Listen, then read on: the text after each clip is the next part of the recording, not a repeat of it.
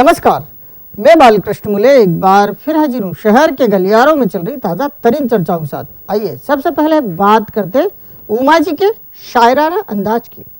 चुनावी साल में नेता नगरी की जुबान भी शायराना रुख अख्तियार कर जाती है। ऐसा ही हुआ जब भाजपा के महाकुंभ में उमा भारती की बोलने की बारी आई और वो अंत में खुद के पोस्टर महाकुंभ स्थल पर ना होने पर सफाई देने लगी तो कह बैठी, जरूरत क्या है पोस्टरों की, आपके दिल में मैं और मेरे दिल में आप रहते हैं। अब बताइए, है ना उमा का ये शायराना अंदाज। वैसे उमा के इस अंदाज को बेहद कम लोगों ने सुना, लेकिन जिसने भी सुना वो कह बैठा, दीदी आपने जो भी कहा वो 16 आने सच है, बाकी तो सब कुछ राजनीति का हिस्सा है। उमा भारती वो नाम है जिसने 10 साल पहले ही मिस्टर भंडार अर्थात दिग्विजय सिंह को प्रदेश बदर होने पर मजबूर कर दिया। उमा प्रदेश की मुख्यमंत्री बनी और हुबली में तिरंगा फहराने के मामले में राजपाट छोड़कर जेल चली गई। इसके बाद उमा ने कई पथरीले रास्तों का सफर तय किया, दादा आडवाणी से झगड़ा किया, अलग पार्टी बनाई और 5.5% वोट लेकर अलग थलग पड़ गई।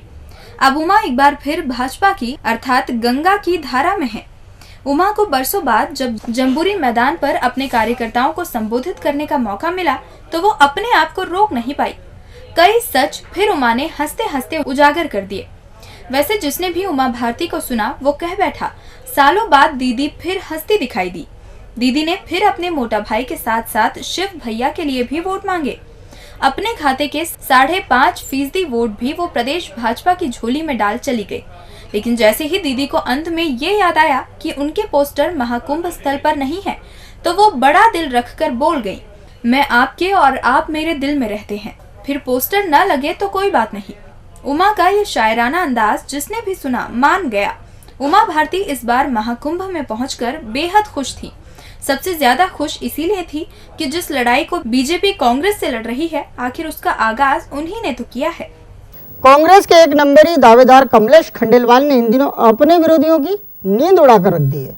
कमलेश का विधायकी का सपना विरोधियों को बार बार खुद के सपनों में आकर सता रहा है। यही वजह है कि कमलेश का विरोध विरोधी एक स्वर में कर रहे हैं। इस विरोध को देख एक नंबरी गलियारों में कमलेश ही कमलेश छा से गए हैं। आम मतदाता कहने लगे, इतनी मेहनत केवल कमलेश को रोकने के लिए, कांग्रेस इतनी ही दौड़ धूप जीत के लिए कर ले तो कांग्रेसी कब किसके समर्थन में आ जाए और कब किसका विरोध कर बैठे कहा नहीं जा सकता। फिलहाल एक नंबर की पूरी कांग्रेस मिलकर केवल कमलेश कमलेश का राग अलाप रही है। कमलेश के खिलाफ नेताओं ने पहले तो गांधी भवन में माहौल गरमाया, फिर सारे विरोधी एकजुट होकर दिल्ली पहुंच गए। अब तक कांग्रेसी सभी नेताओं के दर पर माथा टेकाए हैं। एक नंबरी हर कांग्रेसी एक ही पुकार लगा रहा है, नहीं चलेगा ये खंडेलवाल। अब इस नारे को सुनकर दिल्ली में बैठे बड़े कांग्रेसी भी हैरान हैं। उन्होंने तो अब तक कमलेश को सामान्य दावेदार की श्रेणी में रख छोड़ा था, लेकिन यकायक कमलेश के बढ़ते विरोध ने उनकी हाइट वो भी उन नेताओं के सामने बढ़ाकर रख दी है जिन्हें स्क्रीनिंग कमेटी में नाम को फाइनल करते हुए यही देखना है कि आखिर किस में कितना है दम। कमलेश का विरोध जो 16 कांग्रेसी कर रहे हैं वो सभी दिग्गज हैं। ऐसे में एक नंबरी गलियारों में जिधर कान लगाओ उधर ही कमलेश के नाम की चर्चा की जा रही है।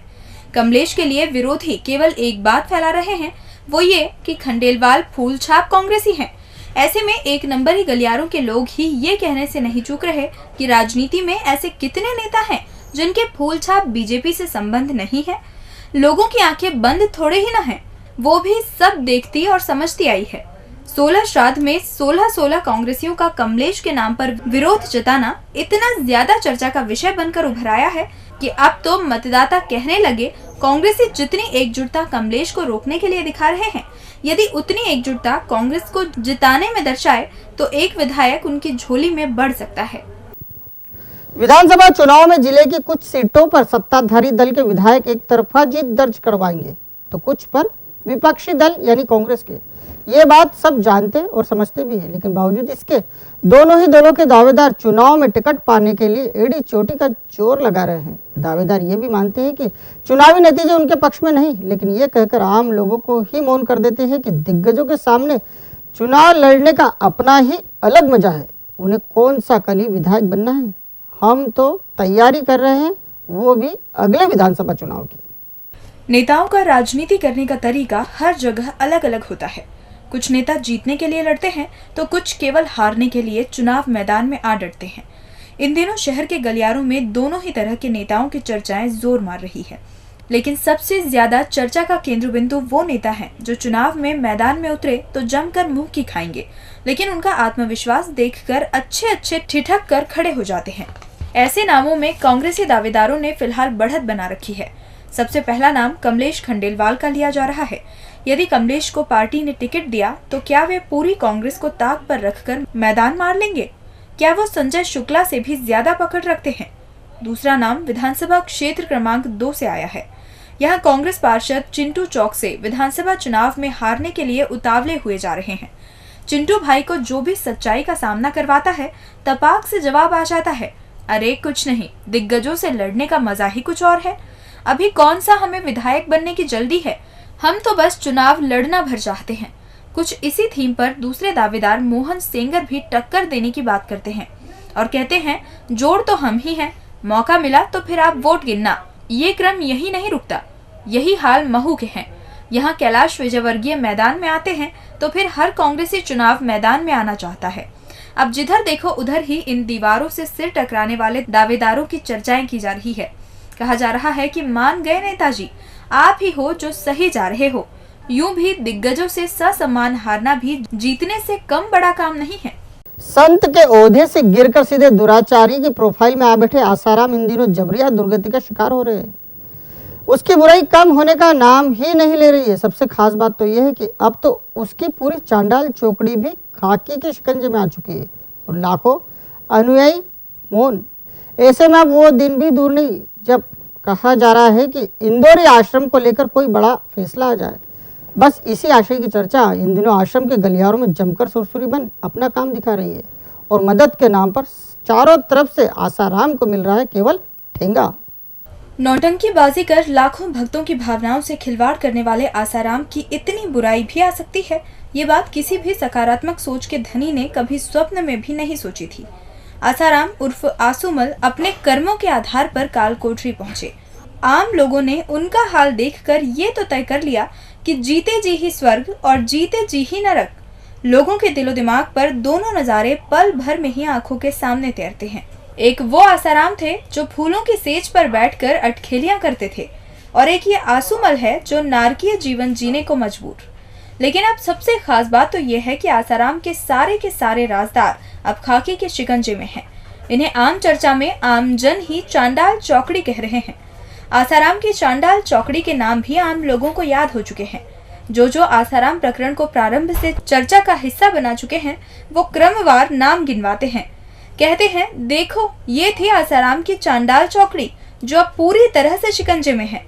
आमजन बाकायदा नाम गिनवाते हैं और कहते हैं, इस चांडाल चौकड़ी में रसोइया प्रकाश, राजदार शिवा, छिंदवाड़ा का शरद चंद्र और आसुमल की सबसे खास शिल्पी अब पूरी तरह से शिकंजे में आ चुकी है। ऐसे में आसाराम के और राज पर्दाफाश होंगे। वैसे एक चर्चा और भी है, वो ये है कि जैसे जैसे उधर आसाराम पर शिकंजा कस रहा है, वैसे वैसे स्थानीय प्रशासन भी इंदौर के आश्रम को लेकर कड़ा रुख अख्तियार कर रहा है। अब जल्द ही माहौल बनाकर प्रशासन फिर बड़ी कार्रवाई को अंजाम दे देगा। और अंत में बात करते हैं चुनावी तैयारियों के रंग में रंगने जा रही खाकी की। सत्ताधारी भाजपा हो या फिर विपक्षी कांग्रेस, दोनों ही दल अपने अपने मैदानी कार्यकर्ताओं को लगातार ही बैठकें कर सक्रिय कर रहे हैं। बड़े बड़े नेता मैदानी कार्यकर्ताओं के क्लासे ले रहे हैं और उन्हें चुनावी रण में जुटने का फरमान सुना रहे हैं। बस इसी राजनीतिक हलचल को भाप अब खाकी ने भी अपना चुनावी रंग दिखाना शुरू कर दिया है। खाकी ने अपनी मैदानी टीम की क्लास लगाई और सक्रिय रहने के निर्देश दे डाले। अब इसे खाकी की चुनावी तैयारी कहा जा रहा है, जो त्योहारों के बहाने शुरू कर दी गई है। शहर की खाकी इन दिनों उत्साह से लबरेज बताई जा रही है। खाकी ने हाल ही में 10 दिवसीय गणेश उत्सव के साथ ही अनंत चतुर्दशी पर निकला चल समारोह भी पूरी सजगता के साथ संपन्न करवा दिया। इस आयोजन से पहले खाकी चंदन नगर का दंश झेल डरी डरी रही, लेकिन खाकी ने जैसे ही आगे फूंक फूंक कदम रखे, उसका दिल भी खुल गया। अब खाकी पूरे जोश में है। एक उत्साह को शांति और सौहार्द के माहौल में निपटाने के साथ ही खाकी ने एक लंबे ब्रेक के बाद अब नवदुर्गा उत्सव की तैयारियां शुरू कर दी है। खाकी इसी के साथ दशहरा और दीपावली को लेकर संजीदा नजर आ रही है। खाकी इन्हीं त्योहारों के बहाने चुनावी तैयारी भी पूरी करने का मन बना चुकी है। इसी कड़ी में खाकी ने अपने संगठन के मैदानी कार्यकर्ताओं की बैठक कर डाली। खाकी ने अपनी मैदानी टीम को शार्प लीडर की तरह ढेर सारी टिप्स दे डाली।